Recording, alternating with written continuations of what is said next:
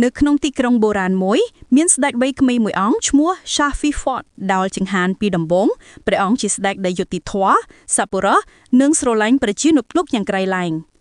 ប៉ុន្តែថ្ងៃមួយព្រះអង្គបានរកឃើញថាមហេសីដែលព្រះអង្គស្រឡាញ់បំផុតបានស្ដោះស្ដែងជាមួយបុរសម្នាក់ទៀត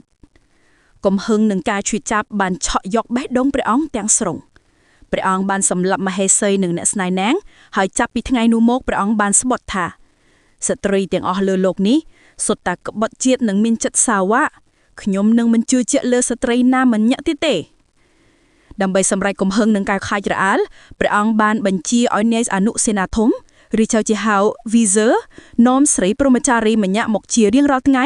ឲ្យព្រះអង្គចំណាយរាត្រីជាមួយរួចនៅពេលព្រឹកលឹមព្រះអង្គនឹងបញ្ជាឲ្យសម្លាប់នាងជារៀងរាល់ថ្ងៃដើម្បីកុំឲ្យនាងមានឱកាសក្បត់ព្រះអង្គឆាប់ស្រីព្រហ្មចារីនៅក្នុងទីក្រុងនិងតំបន់ជុំវិញត្រូវបាននាំមកសម្លាប់រាល់ថ្ងៃរហូតស្ទើរអស់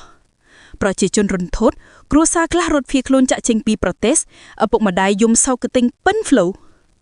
នៅក្នុងរាជវាំងមាននាយអនុសេនាធំម្នាក់ឈ្មោះ Shahiza Man មានកូនស្រីពីរនាក់កូនច្បងឈ្មោះ Sehashadat ដែលជាស្ត្រីវ័យក្មេងដែលមានប្រាជ្ញាអក្សរសាស្ត្រប្រវត្តិសាស្ត្រកំណាព្យនិងចំណេះដឹងគ្រប់បែបយ៉ាង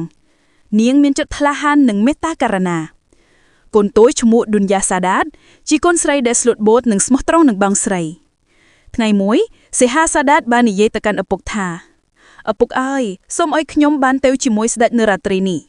ខ្ញុំមានវិធីមួយដែលអាចនឹងជួយសង្គ្រោះជីវិតស្ត្រីទូទាំងប្រទេសបានឪពុករន្ធត់យំស្រែកធូរទេវថាកូនស្រីអើយឪពុកមានកូនតែ2នាក់ទេកុំធ្វើជាមនុស្សល្ងង់ខ្លៅបែបនេះអីប៉ុន្តែសេហាសដាតមិនបានញញឹតទេ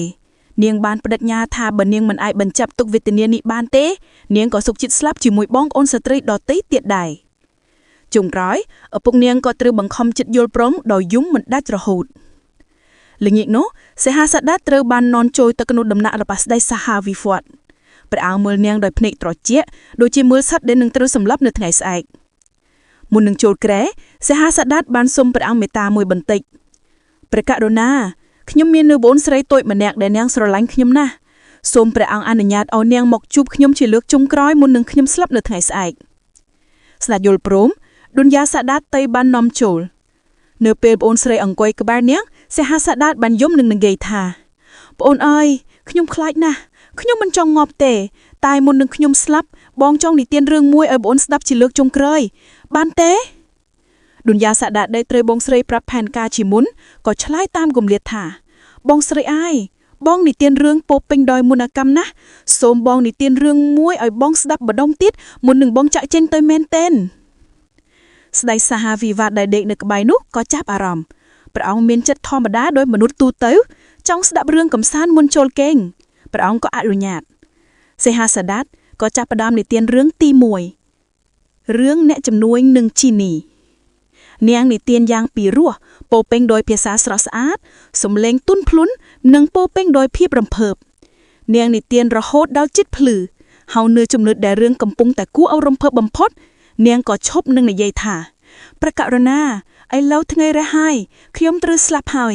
គួរឲ្យសោកស្ដាយណាស់ដែលព្រះអង្គមិនបានស្ដាប់ចប់រឿងនេះហើយក៏មានរឿងថ្មីមួយទៀតដែលគួរឲ្យចាប់អារម្មណ៍ជាងនេះទៅទៀតស្ដេចសាហាវីវ៉ាតដែលកំពុងតាមដានរឿងយ៉ាងខ្លាំងមានប្រតិរំភើបក៏បញ្ជាថាទុកជីវិតនាងទុកសិនមួយថ្ងៃទៀតខ្ញុំចង់ស្ដាប់រឿងឲ្យចប់សិននោះគឺជាចំណុចចាប់ផ្ដើមរបស់រឿងរាត្រី101ដែលមានមួយរាំងរបបនៅភាសាអង់គ្លេសថា1001រាល់យប់សេហាសដាតនិទានរឿងថ្មីមួយឬបន្តរឿងចាស់ដោយតែងតែឈប់នៅចំណុចគួរឲ្យរំភើបបំផុតមុនថ្ងៃរះស្ដេចក៏តែងតែបញ្ជាឲ្យទុកជីវិតនាងមួយថ្ងៃទៀតរឿងដែលនាងនិទានមានដូចជារឿងអាឡាដាំងនិងចង្គៀងមន្តអាកម្មរឿងអាលីបាបានិងចៅ40នាក់រឿងស៊ីនបាតអ្នកជីទុកតាំង7ដំណើររឿងម៉ុងស៊ូពេកនិងបឹកសៃរុករឿងស្ដេចយូណាននិងវេជ្ជបណ្ឌិតឌូបានរឿងអ្នកសាទនិងជីនីរឿងបីបងប្អូនអ្នកជាងកៅនិងបងស្រីរបស់ពួកគេនិងរឿងស្ដេចសាហាវីហ្វតជាមួយនឹងសត្វក្តាញ់ដែលនិយាយបាននិងរឿងរាប់រយទៀតនាងនិទានយ៉ាងវែងឆ្ងាយពេលខ្លះរឿងមួយត្រូវចំណាយរាត្រីរាប់សិបដោយមានរឿងតូចៗនៅក្នុងរឿងធំនិងមានរឿងតូចនៅក្នុងរឿងតូចទៀតដោយប្រអប់មួយដាក់ក្នុងប្រអប់រាត្រីរំលងផុតទៅ1ខែ 3 ខែឆាស់មៀត1ឆ្នាំ2ឆ្នាំ3ឆ្នាំរហូតដល់រាត្រី1001នៅរាត្រីទី1001សេហាសាដាតបាននាំកូនរបស់នាងដែលនាងបានឲ្យកើតជាមួយស្ដេចនៅរយៈពេល3ឆ្នាំនោះមកបង្ហាញស្ដេចនាងបានលុតជង្គង់ចំពោះព្រះអង្គនឹងនិយាយថាព្រះករុណាជាទីស្រឡាញ់ខ្ញុំបាននិទានរឿងឲ្យព្រះអង្គស្ដាប់អស់រយៈពេល3ឆ្នាំរាល់យប់មិនដែលខកខានឥឡូវខ្ញុំមិនមានរឿងថ្មីអ្វីនិទានទៀតទេសូមព្រះអង្គសម្លាប់ខ្ញុំតាមព្រះハរតីចុះប៉ុន្តែមុននឹងស្លាប់ខ្ញុំសូមថ្វាយកូនទាំង3របស់ព្រះអង្គជូនព្រះអង្គវិញសូមព្រះអង្គមេត្តាថែរក្សាកូនរបស់ខ្ញុំស្ដេចសាហាវិវត្តបានសម្លឹងមើលកូនដែលកំពុងលេងសើចនៅមុខព្រះអង្គហើយប្រតិទន់ភ្លុននៅក្នុងរយៈពេលជាង1000រាត្រីព្រះអង្គបានលើរៀងរាប់រយដែលបង្ហាញពីសេចក្តីស្រឡាញ់ភាពក្លាហានយុត្តិធម៌ការលើកលែងទោសនិងការផ្លាស់ប្ដូរចិត្តរបស់មនុស្សខុសគ្រូទាំងស្រុងព្រះអង្គបានឃើញភាពស្មោះត្រង់ប្រាជ្ញានិងក្តីមេត្តារបស់សេហាសាដាតរាល់ថ្ងៃព្រះអង្គបានលើកសេហាសាដាតឲ្យក្រោកឡើងនិងត្រាស់ថាសេហាសាដាតអស់រយៈកាលជាង1000រាត្រីមកនេះនាងបានជួយសង្គ្រោះជីវិតនាងសង្គ្រោះជីវិតស្ត្រីទូទាំងនិគមនិងសំខាន់បំផុតនាងបានសង្គ្រោះចិត្តរបស់ខ្ញុំពីភាពងងឹតខ្ញុំសូមទោសចំពោះអំពើខុសត្រូវទាំងឡាយដែលខ្ញុំបានប្រព្រឹត្តចាប់ពីថ្ងៃនេះតទៅនាងនឹងក្លាយទៅជាមហេសីរបស់ខ្ញុំជារៀងរហូតស្តាវៈហើយខ្ញុំស្បត់ថានឹងមិនប៉ះពាល់ជីវិតស្ត្រីណាម្នាក់ទៀតទេសេហាសាដាតបានញញឹមដោយសប្បាយចិត្តប្រទេសទាំងមូលបានរីករាយមានពិធីជប់លៀងធំរាប់ថ្ងៃរាប់យប់ស្ដេចសាហាវិវត្តនិងមហេសីសេហាសាដាតបានគ្រប់គ្រងប្រទេសដោយយុត្តិធម៌និងសេចក្តីស្រឡាញ់រហូតដល់ចុងជីវិតហើយនោះជាចុងបញ្ចប់របស់និទានរាត្រី101ឬតាមភាសាអង់គ្លេសហៅថា1001រឿងមូលទាំងមូលមិនមែនជារឿងកំសាន្តនោះទេតែជានិមិត្តសញ្ញានៃធម៌ពលនៃការនិទានរឿងប្រាជ្ញា